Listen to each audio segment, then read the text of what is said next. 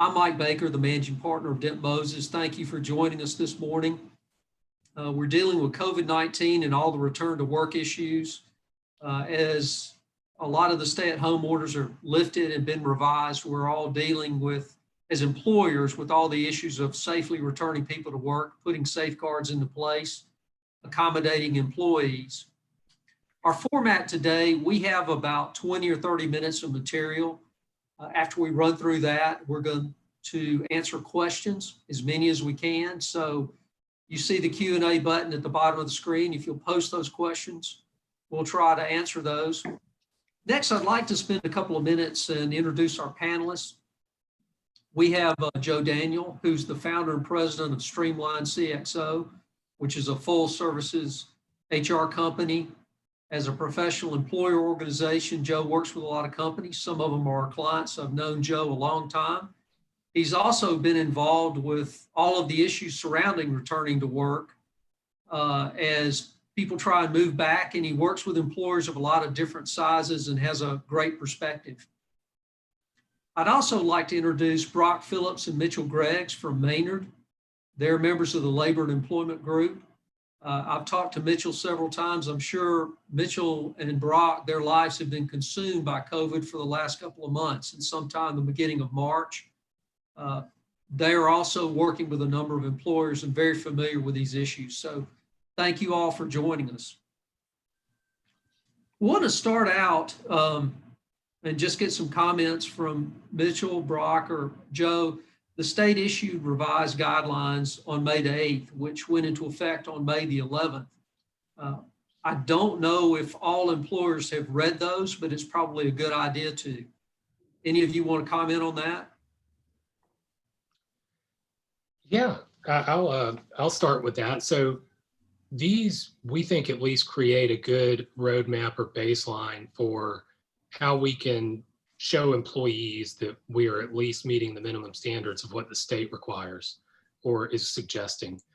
Similar guidance has come out from the CDC, and they provide kind of a good, helpful flow chart or checklist of things that allow you to know you're doing at least what the state's going to think is okay. And that allows you to hopefully give your employees some comfort as they start to come back and as we all start to open back up. Yeah, and I've noticed that on the guidance, Mitchell, it says all employers shall take reasonable steps. It's really not optional. And as you say, I think there are a couple of facets to this. First and foremost, you don't want anyone to get sick in your workplace. So there's reason number one for putting some of these procedures in place. You also want people to feel comfortable coming back and that you're trying to accommodate their needs and prevent them getting sick in the workplace. And finally, I think there may be some liability out there, and you're trying to meet your requirements as an employer. Yeah, I would add to that, or follow up on that, just say the big first step in this for a lot of folks is just making sure that your folks know that you are in tune to what needs to be taking place and that you're not trying not to respond or be aware of their concerns or what the CDC has recommended. So just that initial upfront communication. Some folks opened May 11th, some have opened this past week. I think some are probably going to open up next week. But whatever you're doing, make sure you're communicating with your employees about the steps you have taken, the steps you're going to take, and kind of what the expectation is around the office environment, so that nobody's left wondering, what am I supposed to do, or what are they doing to try to help me re-enter, if you will, safely. And one additional follow-on, this dovetails with some topics we'll discuss later, because as we deal with employees who either have personal conditions or personal fears that make them reluctant to return to work, the more clearly we've communicated what we're doing and how we're doing it and what our guidelines and procedures are going to be, the easier it is to evaluate whether that employee's fear or condition is well-founded, if it's objective or purely subjective. And that helps us figure out what sort of accommodations we think we might need to make, or whether we need to allow that employee to telework, or whether the person who's at home that they're worried about is susceptible. Having our procedures clearly communicated gives us a little bit more of a baseline to say, well, some of your fears aren't well founded. Look, we're doing everything the CDC recommends. We really need you to show back up, if that's our goal. Right, and I guess the other point with this, and Joe, you've made this point before, is that it's not a one size fits all. If you have a 5-man shop, that's probably much different than having 100 people who are reporting to work every day. That's right. You're going to have to adjust based somewhat on the size. If you're not sure who all's on the call today, but if you're all in one office and everybody knows everybody, that's probably looks one way. If you're multi-location, multi-floor, multi-state, that certainly has other aspects to it. I think two parts that we've talked about on this is you've got to be aware of everything, and then you've got to understand that we're having a webinar today on May 20th. We could have new information, Friday, next Tuesday, that may impact decisions that we're discussing today. So we can't make decisions in a vacuum completely right now because things are continuing to change or impact how we're going to make the reentry work, not only today, but down the road. Mr. Brock, one of the things that we talked about earlier was simply the fact that we do have additional PPP loan guidance, and there's some sort of carryover between some of the employment rules we're doing with in the employment situations and the PPP loans. Would you care to comment on that? Brock? Sure, happy to. One of the big things that employers are going to be focused on after they've received their PPP loan, to the extent that they have, is having that loan forgiven, which is a huge consideration for employers who have received money through the PPP loan program. And obviously, a big criteria for loan forgiveness is retaining the employee headcount that employers had before they received their PPP loan, maintaining that salary wage level. In some instances, employees are going to be apprehensive about returning to work, even where that that fear is maybe not as well founded as it might be for other employees. So the Small Business Administration, federal government, has issued some guidance that for some of these employees who simply refuse to return to work when it's offered to them by their employers, absent some exigent circumstances, that's not going to count against the employer if that employee just flat refuses to return to work, and that reduces the overall headcount. So that's a potential concern for employers that has kind of been tamped down a little bit by recent guidance from the SBA. And also understand, Brock, that you also won't be dinged or have a negative effect on your FTE count if someone's terminated for cause, and there's a couple of other instances. That's right. That's a big one, the for cause termination. Now that term is not defined and is a little bit amorphous, but I don't think we have to recreate the wheel on that. We kind of have a general idea of what for cause terminations look like. If employees voluntarily resign their employment, that's going to be another instance in which that is not counted against the employee and the employer for their head count. And then, if the employee says, hey, I'm not going to resign, but if you could reduce my hours, I'm just, I want to ease back into it myself. And the employer then does reduce those hours, that's not going to count against the employer either. Thank you. I think one of the big questions with that is just you're going to need to be sure that in all those instances, you get whatever documentation you can. In the instance of where the employee voluntarily wants to reduce their hours and therefore it doesn't affect your FTE count, I'd want to have a letter or some communication from them. We're still waiting to get that final guidance, but I would want to paper my records as much as I could. And I think it's important there to distinguish between whether those reduced hours are going to be made up whether it's just reduced hours in the office or whether they're doing work, because although I doubt we have certainty on it yet on the PPP side, if someone can telework and you reject that opportunity, or you say they can't, that is something that they might consider later. So you want to paper up whether or not that person was eligible for telework, or if they weren't, why, and why they reduced their hours upon request. Great point.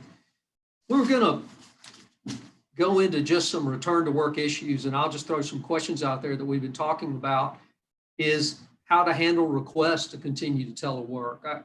I think we're all going to be dealing with some issues of, as employers, of people who may not return to work as quickly as we'd like, or maybe they have special circumstances. So how do you respond to that?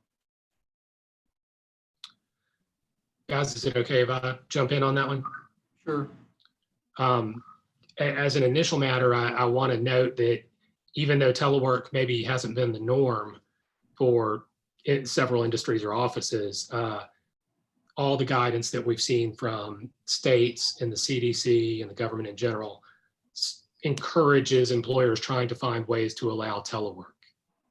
The other decision factor that weighs in when you're thinking about allowing or disallowing telework is, if someone is able to telework, then that impacts their eligibility for paid sick leave, or actually for, the paid sick leave to care for children whose daycares are closed or schools are closed due to COVID or things like that. So the decisions you make about telework both impact the short term in terms of whether or not that employee is eligible for the FFCRA benefits or the extended FMLA.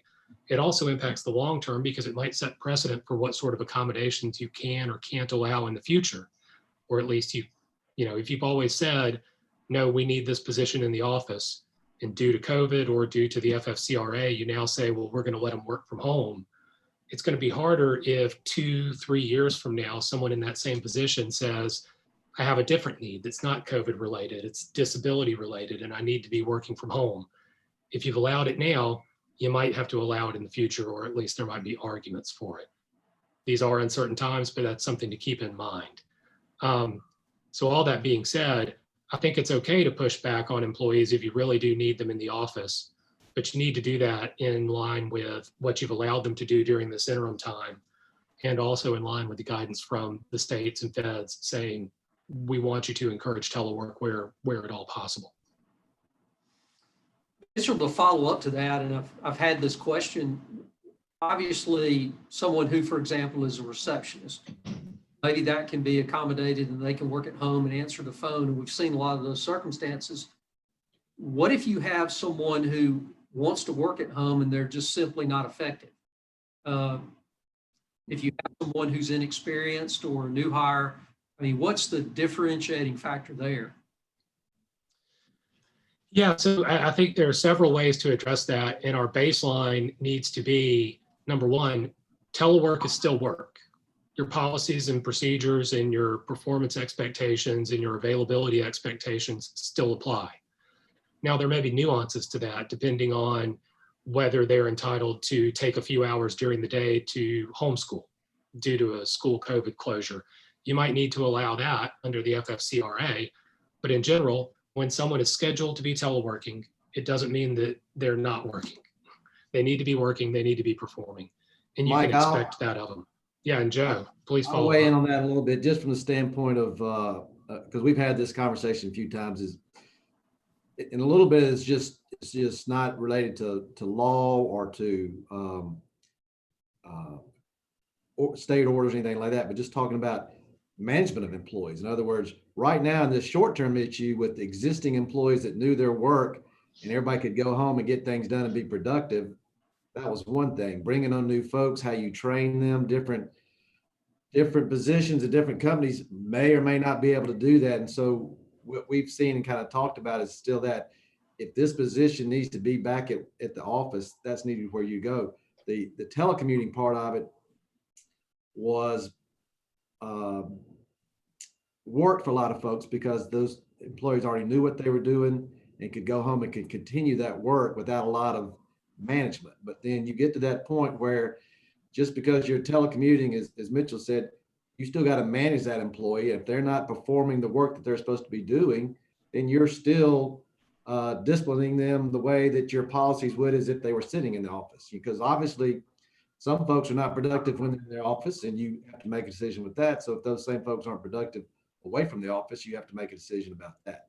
And that's separate, I would think, from just how we're handling COVID request from a specific, if the school's closed, the kids can't go back, they live with a person that's susceptible to becoming sick. Those are part of the Families First and CARES Act type of issues that are out there. So while they all dovetail together, in some respects, you still got to manage your company and your employees, whether they're sitting in front of you or whether they're telecommunicating. And if they're not working, you deal with that.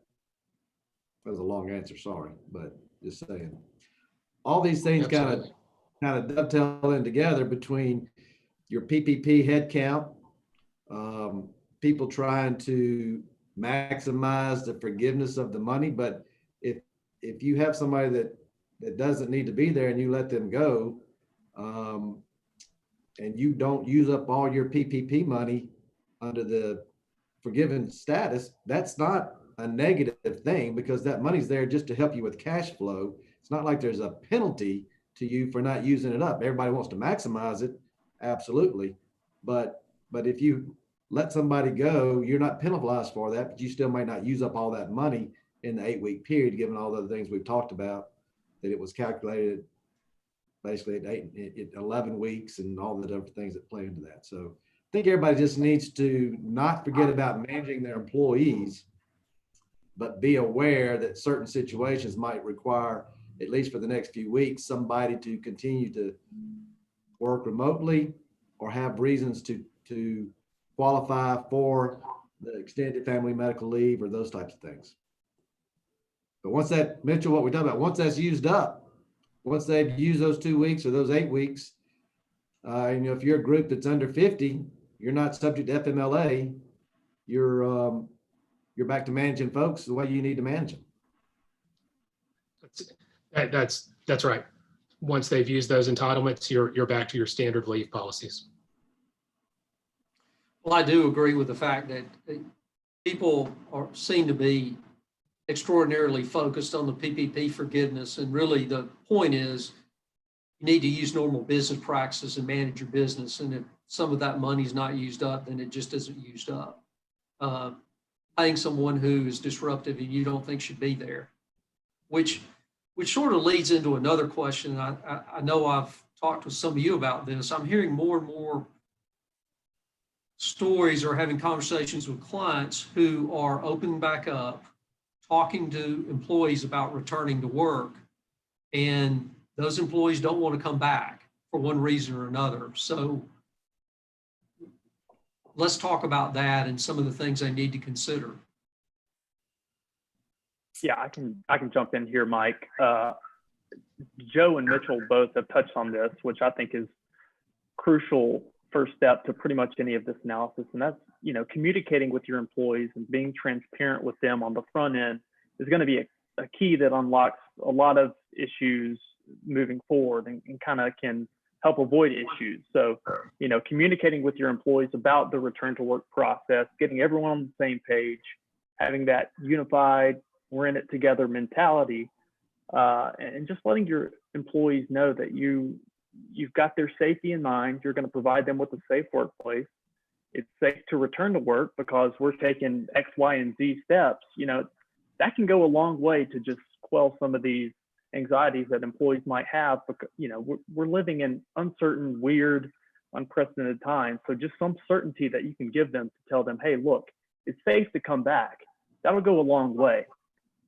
And I think it's important to widely broadcast to your employees, but also to set the expectations for them in a very clear manner of, we expect you back at X date and under Y and Z terms. And then that's when you wait for the concerns to roll in from your employees, which, that'll probably happen from a few folks. And really a key to determining your next steps are their reasons for not wanting to return. Not all reasons are created equal. You're going to have the folks who have just gotten really used to their 30-second commute from their bedroom to their living room, and they don't want to give that up. That's kind of nice and convenient, and you don't have to get all dressed up for work in the morning. That's not going to be the same analysis on the employer end as someone who's has childcare issues. We have FFCRA considerations there, and we have especially interesting considerations at this time when schools, COVID notwithstanding, would be and are let out for summer vacation. You also have, like we've discussed, employees who fear for their own health and safety because of, perhaps some type of pre-existing autoimmune deficiency or other condition that might make them particularly susceptible, or their age, or they have someone at home who they worry about, and they don't want to come back to work and contract that and then infect their whole household. So really the steps you take are largely dependent on the reasons that the employees offer when they come to you and say they don't want to return back to the workplace. Hey, Mike and Brock, everybody, we've got a couple of questions out there, but one of them was about record keeping, and we've kind of addressed it, but let me kind of respond to that a little bit to say, when you're bringing folks back to work, earlier when we were discussing, you've got OSHA requirements out there, you've got ADA, you've got work comp, and not to throw out all those names, just saying, you got all these regulations or these groups that used to monitor or still do monitor, but they never considered pandemic as part of their rules and regulations and requirements. So this is kind of new, but as far as record keeping goes, I think that if you're asking, do we need to rewrite our handbook, and do we need to be formal and stuff?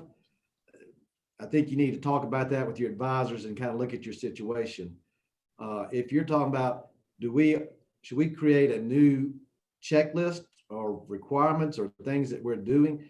Any type of communication that you could put down in writing that would help your employees know what you're doing and help you know to stay on track of what you said you would do is probably positive from a record keeping standpoint. And the detail that you want to take that to may require different levels based on the situation. I don't mean to be too vague about it, just saying part of the reentry process would be, for instance, what we've done in a few things. We went ahead and said, all right, only one person in the kitchen at a time, or in our break room. We don't have a big kitchen, but in our break room. Or, hey, we're going to make sure that we're wiping down entrance and exit doors, every 2 hours and whatever it might be like that. Or we've said, hey, when we're not in our offices, we're going to wear masks. I'm not saying that's what you should do. I'm just saying, if you have some policies or some thoughts and you document those and your employees know kind of what they can expect, that's going to help with their comfort level. And if you need some of that documentation for further down the road to deal with, didn't come back to work, didn't feel safe, wasn't sure what my employer was doing, now you've got record to show that you were doing this and you handed it out. And when you tie some of this in, we don't have to get too deep off in this, but people have asked about unemployment rates and claims and how that all comes into play. And some of that's still out there to be addressed. But the big picture is if you had to lay people off because of COVID, that shouldn't affect your rate. Everybody comes back. If somebody doesn't want to, that could be deemed a voluntary termination. So technically that probably shouldn't affect your rate. So, you still manage your company, but communicate, keep your folks aware of what you're doing. Probably humorously, somebody had said to me earlier, folks have been locked up for a while, locked up as in home. They get back to the office, they want to collaborate, they want to talk. You're probably going to have to minimize the gathering around the coffee pot, so to say, and kind of remind everybody, hey, we're still need to keep our distance, kind of follow these rules and restrictions. So that type of documentation would be helpful to you for sure, if not more. And one more documentation point to follow up on what Joe said as well. In addition to keeping that documentation on the front end to tell your employees when you're coming back and what you're doing, It's also important that you document when employees come to you with requests for leave, so that you document the decision-making process as to whether they were eligible for leave under the CARES Act in some form or fashion. And that documentation is also going to be important when you're going to seek forgiveness, or you're going to seek your tax credit, or if you get audited for that tax credit you're going to take for the paid sick leave, or anything like that. And so the documentation there, you want to know the employee's name, the dates that they're requesting the leave, the reason for the leave, and the statement that they're unable to work. What's the reason? Or if it's related to childcare, you for sure want to know the name of the child, the name of the school, the place of care, the child care provider. And the EEOC's guidance or the DOL's guidance here has said that you can also obtain a statement from that employee that no other suitable person is available to care for the child. So those sorts of things both determine the eligibility of the employee and how you process your benefits potentially down the line from granting that leave. And one other thing about the unemployment. Mitchell, Yeah, go ahead, Joe. Sorry. Let me ask you a question off of that, just hypothetical. What if we've got both parents at home because they both can telecommute? They both can't claim that they both have to be at home to take care of the child, or can they? I think they could there, but it depends. I think what you would want to discuss with your employee there is, do you both really need to have the leave?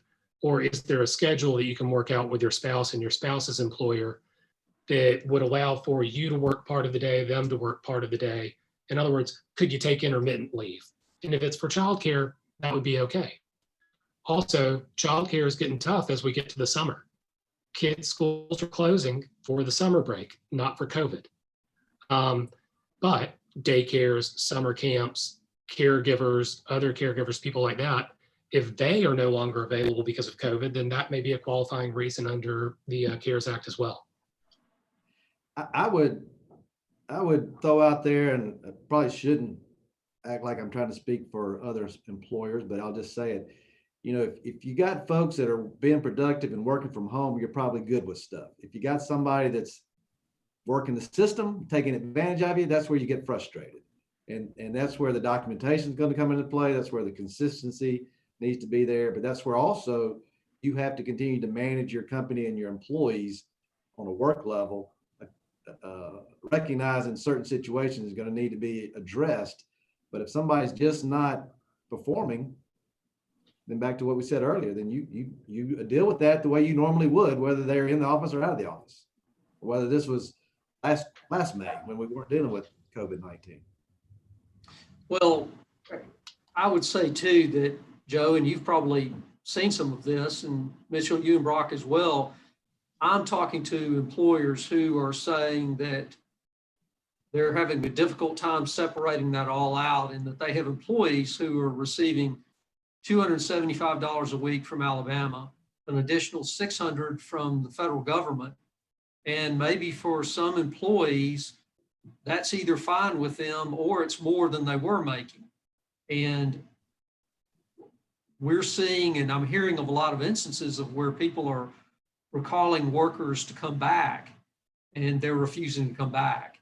And I think in that case, it's pretty clearly a voluntary termination, and that you report that to the Alabama Department of Labor, and that their unemployment shuts off. Unfortunately, right now, it seems that not everyone has gotten their unemployment to begin with, and the system's really overwhelmed, but I think that's the rule. You're right on both parts. The system's overwhelmed. Things aren't, some people still haven't gotten their unemployment while others are already turning it off.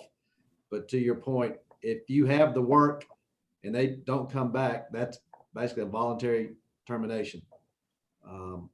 And the follow-up to that, which we mentioned earlier, is the word is, or the response from the DOL has been that, and that person then would not be eligible for unemployment, and certainly that wouldn't go against your rate. But do they really have the time to get to that right away?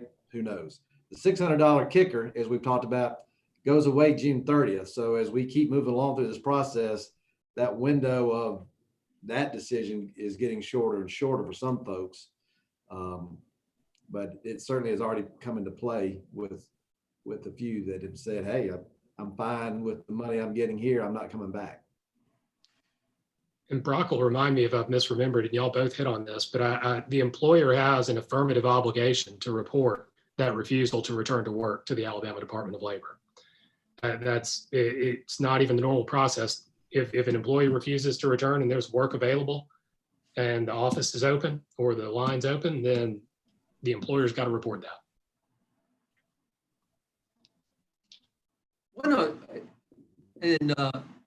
Mitchell or Brock, I have had instances of where I've been asked or heard that maybe an employer has someone who they perceive to be high risk and they're concerned about them coming into the office. Can you pick and choose, and even when you open your office, recommend to someone they continue to work at home, even if they maybe want to come into the office? Yeah, so the EEOC has offered some guidance on this, and the short answer is no.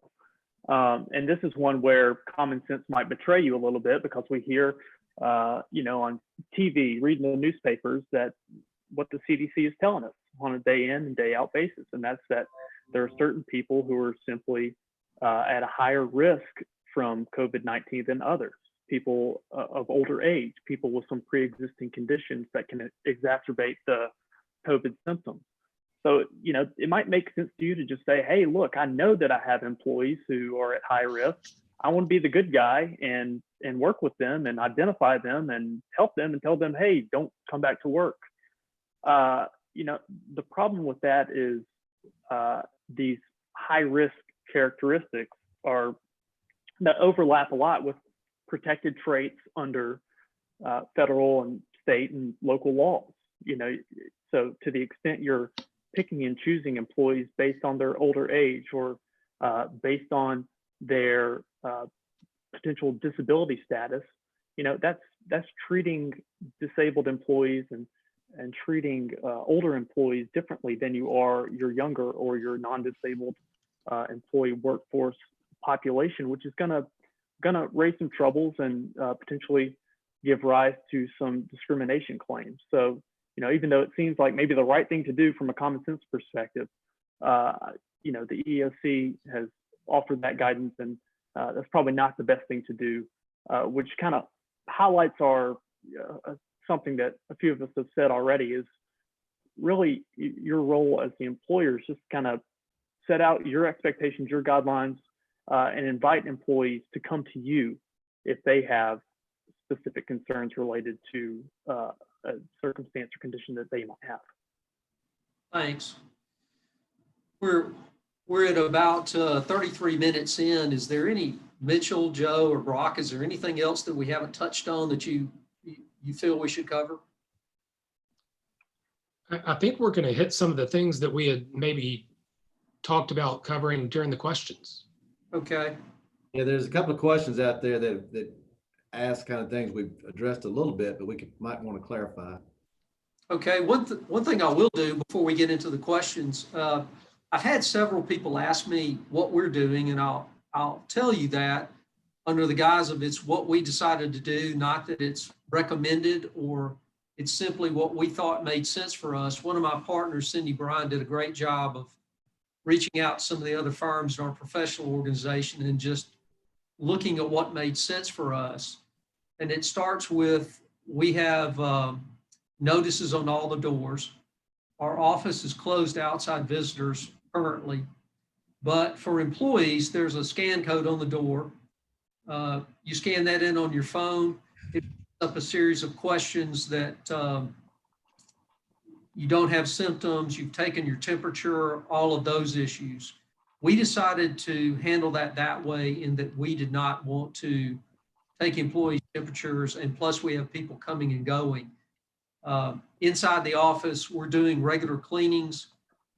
We've supplied everyone with their own wipes. We elected not to hand out PPE, but rather, if people needed it, we wanted to supply it. What we have found is that those items are still in short supply, and it may be easier for us as an employer to order a large quantity of those than it is for an individual to simply go out and get a mask. So we have thermometers, masks, wipes, all of those things available in the common area. And if people need them, they're welcome to just take them. Most everyone who has children probably has a thermometer, but some of our younger staff who don't have children, they may not have one. And so that's what we decided to do. We've also split the office into 2 different groups, A and B, so we don't run a risk of getting over 50% occupancy. But the most important thing to me that we have to keep reminding people of is, since we all collaborate and we work closely together, is you've got to mind the social distancing. And we're putting all these precautions into place, and yet you walk up front and 2 people are working together on something and they're, a couple of feet apart. So that's a constant reminder. But that's just an overview of what we're doing. And I think everybody has to take a look and see what makes sense for them and their company.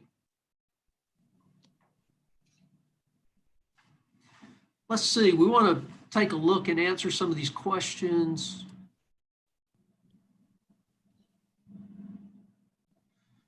Let's see, one question: what kind of record keeping do you recommend to protect the employer? We've touched on this a little bit. For example, we are adding record keeping that will record when we disinfect common spaces. Any further recommendations on this front? I heard you mention OSHA, and I was under the impression you had to report if it is likely that someone caught COVID while at your office. But I do think the CDC and if you were to test, or if you were to identify, Mitchell, I'm sorry, but if somebody became, start over. If somebody's working and let's say they're asymptomatic and you do testing and find out that they are positive, then you do need to report that, and you do need to immediately implement the steps the CDC requires. Mitchell, you want to?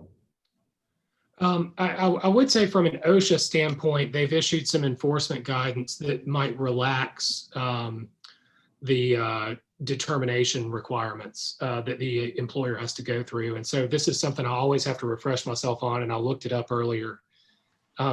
If you're a healthcare provider employee, if you're a hospital, or if you see patients or anything like that, or in your emergency responder, then OSHA is going to expect you to continue to make a work-relatedness decision about any infections by your employees or of your employees. So,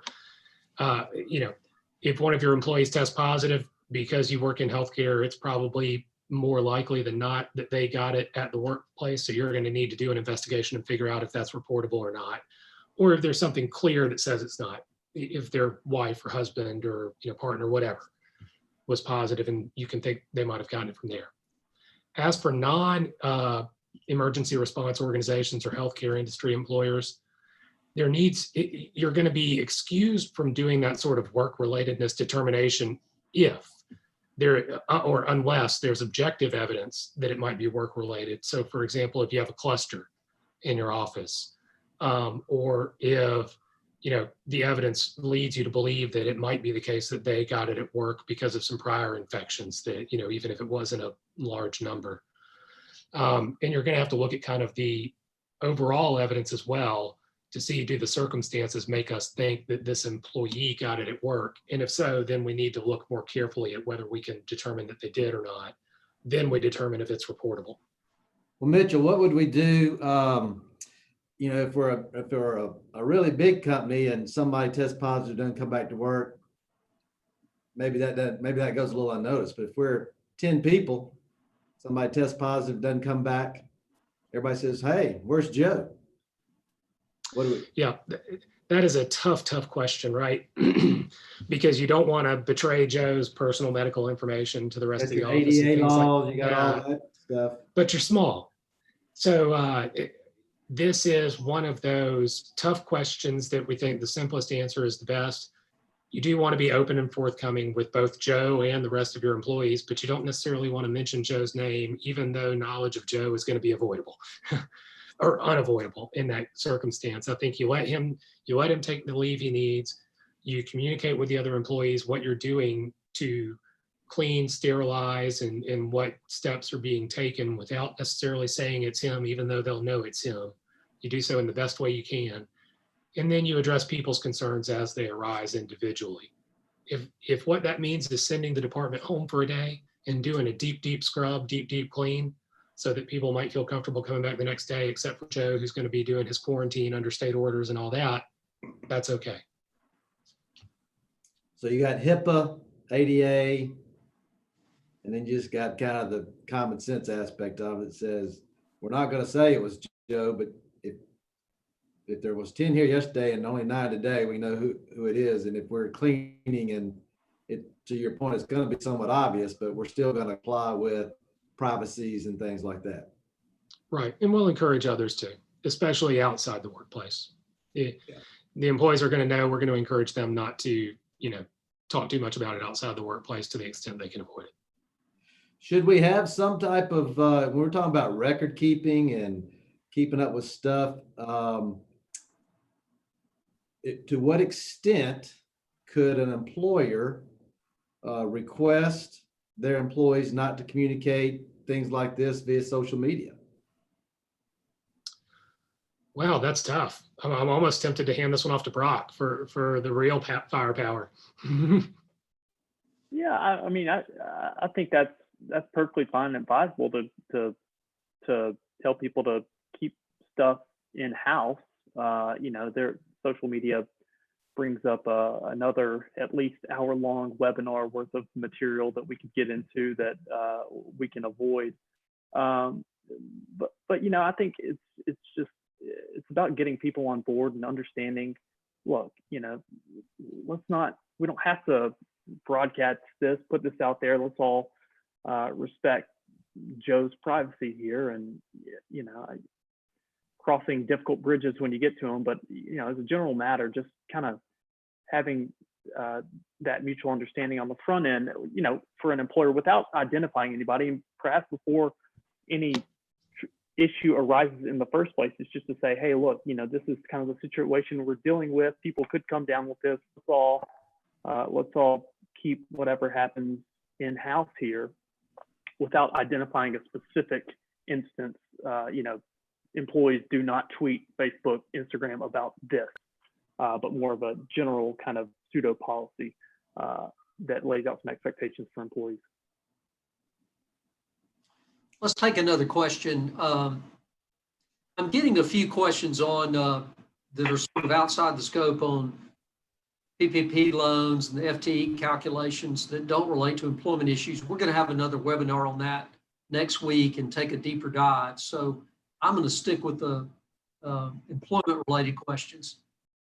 If there are employees who have been instructed to come back to work in staggered phases, then when some come back, they learn that others have said they aren't ready, and those are allowed to continue to telecommute, but yet these others are required to come back to similar positions.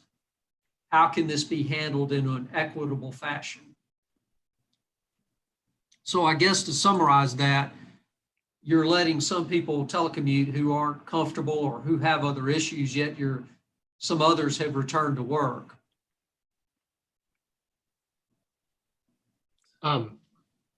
Joe, do you want to jump in on that one, or do you want me to?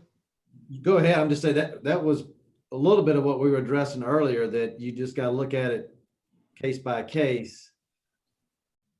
That could be frustrating. It is probably going to create, some questions at some point by some folks, but at the end of the day, you have to look at each case within the scope of what the COVID Families First or CARES Act or state orders, whatever those might be, along with your own policies, and then make decisions that from an employment standpoint of how you're going to address things. I mean, go ahead.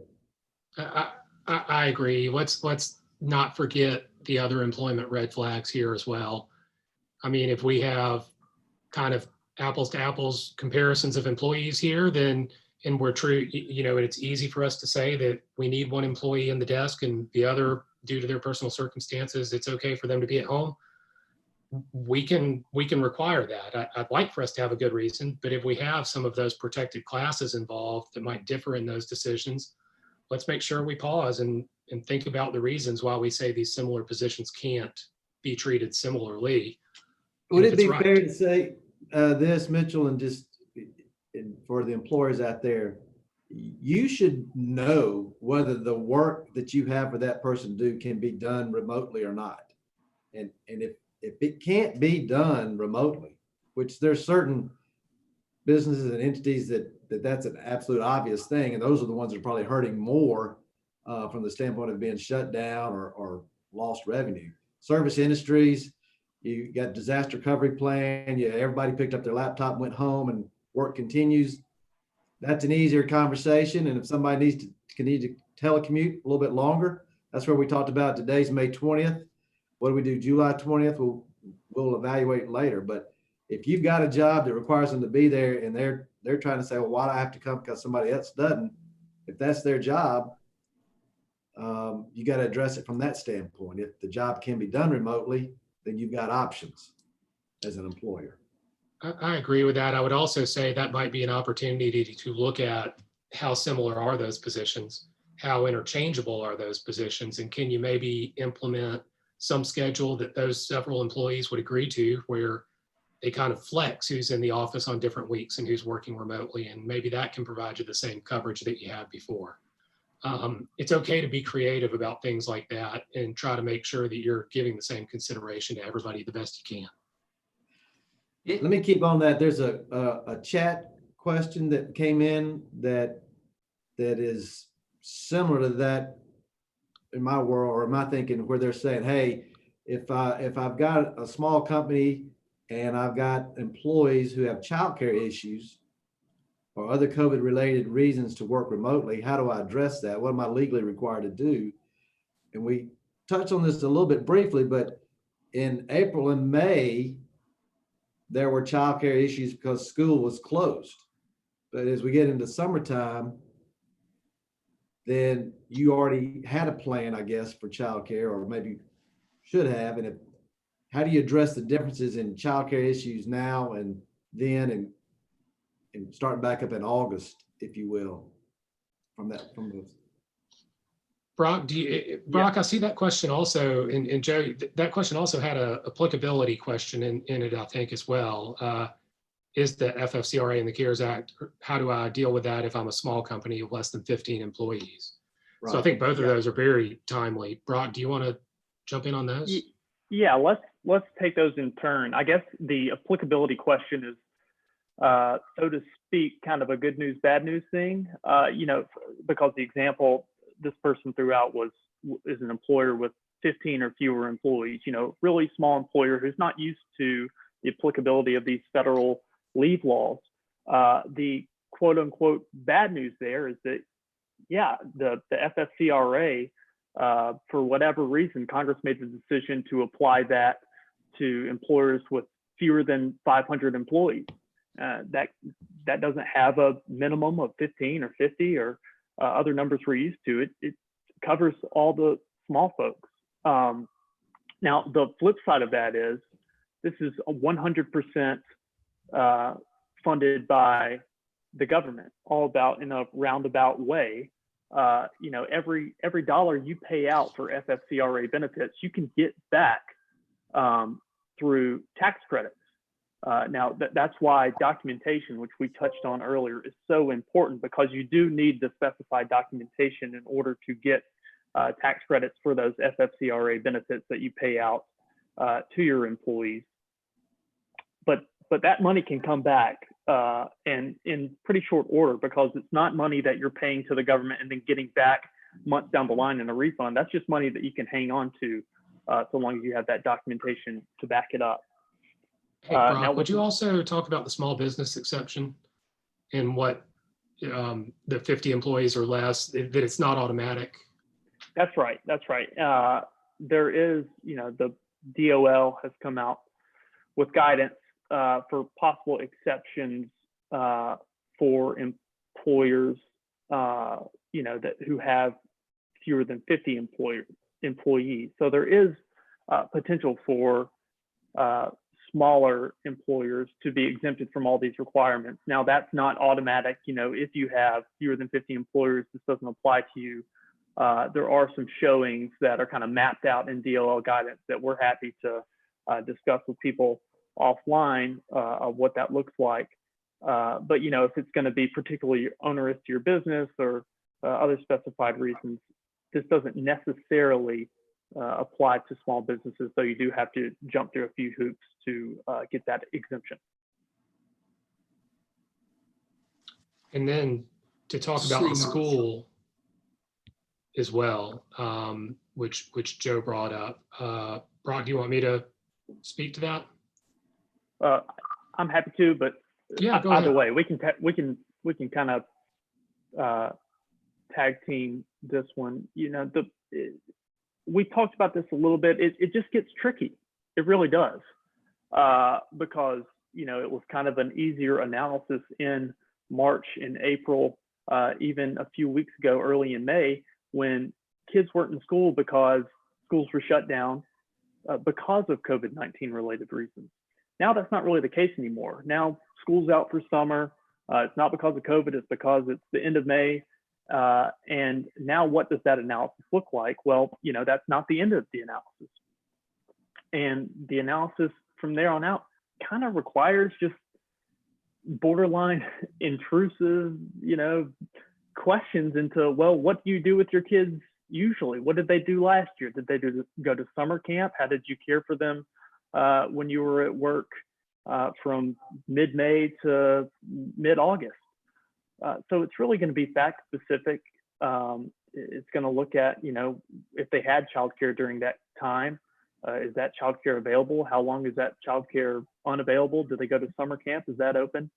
So it's the opposite of a bright line rule here, and it's going to take some cooperation between the employer and employee to figure out the particular circumstances and figure out how that fits into the FFCRA analysis. This is one part where the EEOC guidance or the DOL guidance was also a good news, bad news scenario, because they've addressed this and said just what you said, Brock, and you need to even look at whether the summer camp was closed due to COVID, or whether the grandmother who normally cares for the kid during the summer is unavailable due to COVID. And that could be a shelter in place order or a safer at home order potentially, or it could just be the camp shut down.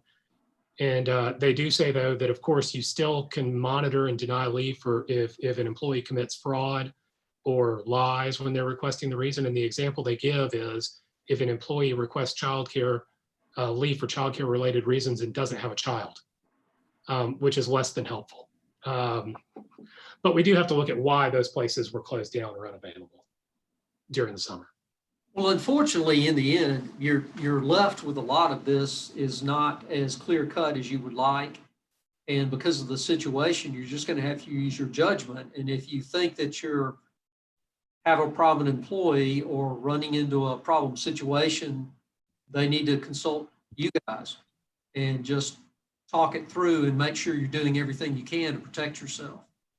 Because there are going to be some difficult situations, and that you have people who are possibly performing the same job, and one may have some issues where they cannot or does not want to return, and then you certainly can't tell the other employee why if it's health related. So there's a lot of landmines out there. That's right. It's helpful just to work through those things and talk them through. And a lot of the times lately, the answers are COVID questions always come with a but. Yes or no, but. Yeah. I think we've answered all the questions. There are a couple in here that are PPP related. One of them is calculation for forgiveness. Any associate working less than 40 hours is considered part-time and considered half an FTE. And yes, that is the guidance we received.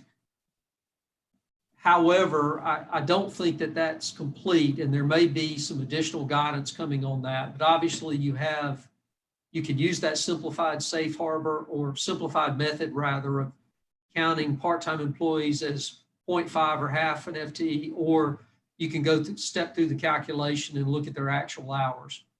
And it may just vary on the result of that simply based on your individual situation. if you had a lot of part-time employees who are working 10 hours a week, you're obviously going to get a different result than if you have a lot who were working, say, 20. So unless, Brock, unless you or Mitchell have something.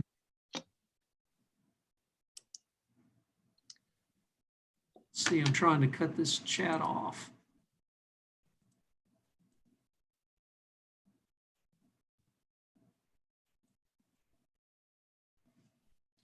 I think we've answered all the questions.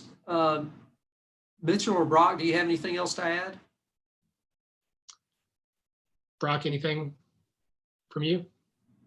I don't. Thankful for the questions. Appreciate everybody tuning in and happy to be a part of this. Thank you guys Yeah, for joining us. I noticed that we lost Joe. His internet was spotty and maybe he got kicked off, but thanks a lot for participating. And if any of the participants have additional questions, please send them in. You can email them to me and we'll try and get them answered.